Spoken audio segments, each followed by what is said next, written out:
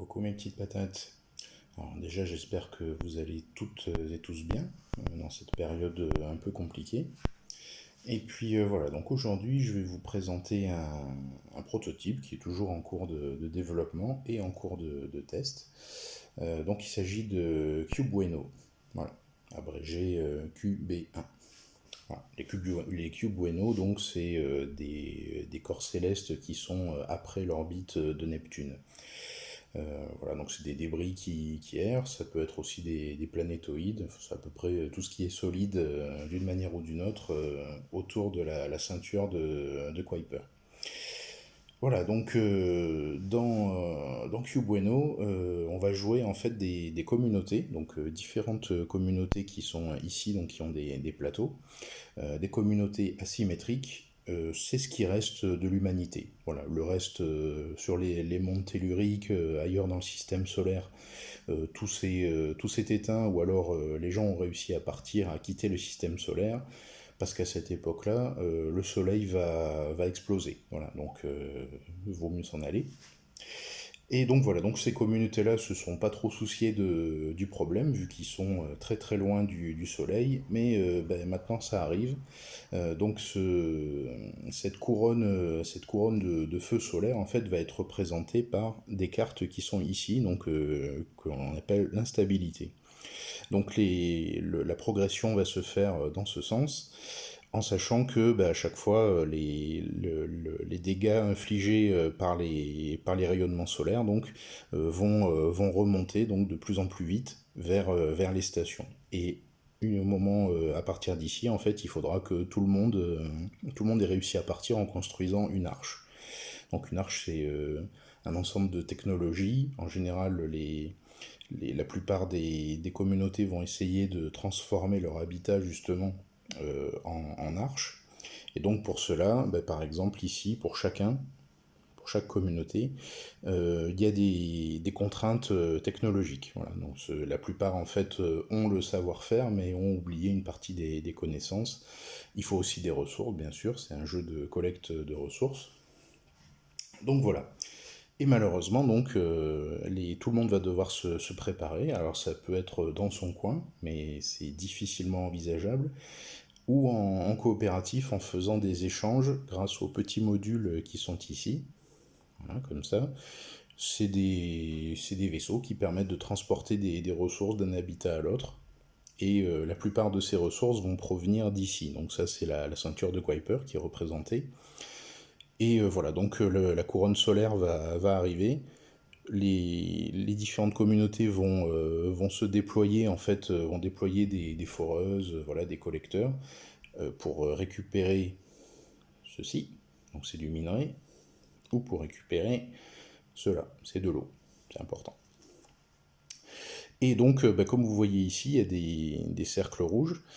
Ça veut dire que cette zone de la ceinture de Kuiper donc, est totalement détruite, y compris les stations qui ont été posées. Donc il va falloir un peu jouer contre la montre, et ça va s'accélérer bien sûr. Et voilà, donc les différentes communautés sont totalement asymétriques, donc jusqu'aux actions qu'elles peuvent faire. Voilà, elles ont toutes 4 actions, mais ces actions sont différentes. Donc 2 sont communes, bien qu'il y ait en les développant, il y ait des avantages différents, et d'autres sont vraiment propres à la faction. La faction botaniste, par exemple, peut fabriquer des hydroponiques, et donc créer de la végétation. Voilà. Ça, c'est un espace de stockage. Toutes les factions peuvent le fabriquer à différents coûts, parce qu'ils ne les fabriquent pas pareil. Ici, par exemple, c'est la faction robotique. Donc la faction robotique, ils n'ont pas du tout besoin d'eau. Ils peuvent éventuellement en produire, mais ça leur sert à rien. Donc c'est pour le troc. Et voilà, donc un habitat se configure comme ça. Il va y avoir différentes actions. Voilà, donc on va pouvoir faire progresser nos compétences avec des actions qui sont ici. Et donc, on va utiliser, donc, comme toujours, hein, c'est du placement d'ouvriers. On va utiliser donc des petits meeples. Oui, je sais, c'est pas des meeples personnalisés. Ça devrait arriver, ou alors les remplacer par des disques, c'est plus simple. Donc ces meeples sont divisés en 3 catégories. Voilà, on a les mêmes pour toutes les factions. Les meeples sont divisés en trois catégories. Donc il y a les leaders qui peuvent faire certaines actions réservées, comme celles qui sont ici au milieu. Il y a les unités opérationnelles, donc qui peuvent se déployer ici pour faire les différentes actions en acquérant différents bonus, voilà. Et aussi les unités techniques. Donc les techniciens, évidemment, sont plus qualifiés, donc ils amplifient l'action par deux.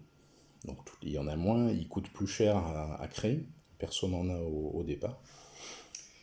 Et donc voilà, donc bah, il va falloir déployer ces effectifs donc, sur son plateau, à l'exception de la faction génomiste qui est là-bas en violet. Eux peuvent fabriquer des clones. Donc les clones, ils peuvent les vendre, ils peuvent les envoyer par module chez les autres. Les clones coûtent moins cher, ils font pas d'histoire. Et voilà, donc ils peuvent servir de main-d'œuvre bon marché pour fabriquer l'arche dans les délais. Quoi d'autre? Oui, ici, donc l'instabilité, c'est une carte qu'on va tirer à chaque tour. L'instabilité, évidemment, provoque des disruptions donc, dans les circuits électriques, dans l'électronique, voilà. Et donc, tout le monde va subir des effets. Voilà, donc ici, par exemple, c'est une unité robotique, donc les robots, pas de chance pour la faction robotique. Les robots, donc, ne peuvent pas être utilisés, voilà, donc... on va prendre aussi des dégâts sur les différents habitats. Hop. Et donc évidemment ça va aller crescendo, les problèmes vont se multiplier, donc il vaut mieux que ce soit coopératif. Voilà. Donc petit à petit il va falloir envisager de déployer de plus en plus de modules pour aller collecter des ressources, en sachant que bah, il y en a de moins en moins disponibles. Et puis voilà, donc c'est à peu près tout. C'est un jeu un peu de course contre la montre, coopératif. Voilà, l'ennemi, c'est le jeu. Entre joueurs et joueuses, on peut difficilement se pourrir la vie, hein, c'est pas du tout conseillé. Ça va assez vite, et donc il va y avoir beaucoup de gestion à faire. Donc voilà pour Q Bueno. Donc c'est un petit jeu assez simple, mais qui demande beaucoup de coordination, donc c'est assez sympathique. Les tests ont eu de bons échos, donc voilà, on va continuer à en faire. Il y a quelques options qui sont aussi envisagées, donc un hub, donc une unité centrale, qui ouvre accès à d'autres compétences, d'autres actions, y compris des actions avec des canons micrométriques pour détruire les astéroïdes qui approchent, etc. Malheureusement, évidemment, ce hub, il faut l'entretenir, et donc c'est un coût commun, donc ça demande aussi des modules pour transférer les équipages à bord, voilà, donc c'est encore plus compliqué, mais c'est une façon de jouer totalement coopérative, y compris le hub sera l'arche, la seule arche possible à développer, et donc il faut que tout le monde s'y mette ensemble. Voilà, donc c'est une approche qu'on a testée une fois, on va continuer. Voilà pour Q Bueno, donc.